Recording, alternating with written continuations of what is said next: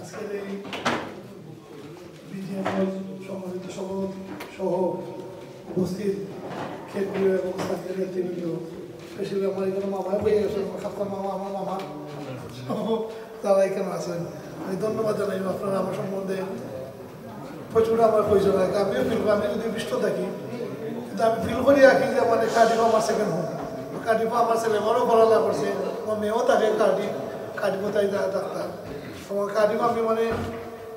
যখনও দেখা দরকার বা ফুটাই আমি ট্রেনিং করাই সকল লোক আমার একটা কামিশন আমার আছে। কয়েকটা জিনিস মানে পয়লা আমি ধন্যবাদ আমি জানাই না বাকি যে আজকে বিজিএমও আসলে আপনার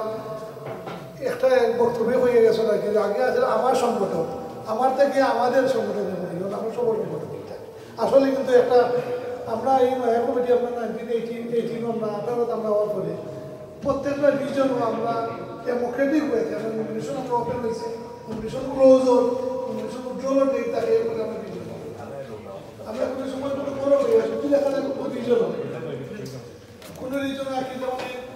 নমিনেশন আইসে না বা ওপেনার আইসে বা নমিনেশন আইসে তখন আমরা ইসি কমিটি বইয়া তখন আমরা ওদের সিদ্ধান্ত লইলি। কিন্তু একটা রিজন একটা সেন্ট্রাল কমিটির কিন্তু কোনো গাইডলাইন নাই, সেন্ট্রাল কমিটি কোনো সময় হয় না যে আপনারা এমন করুন কেমন আমরা সাজেশন দিলাম আপনার কই যে আপনার ডেমোক্রেটিক কইতে আপনার হোক।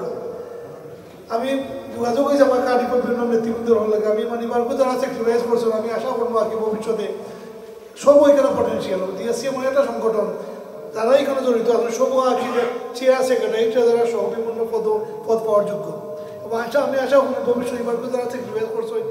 আমরা কার্ডিফের নেতৃস্থানীয় যারা আছেন নাকি বরিও যারা আছেন তারা এটা আবার মূল্যায়ন করতে, কারণ আমরা এগুলো মূল্যায়ন না করলে দেখা সংকট আমরা ছোট হয়ে যাইব। প্লিজ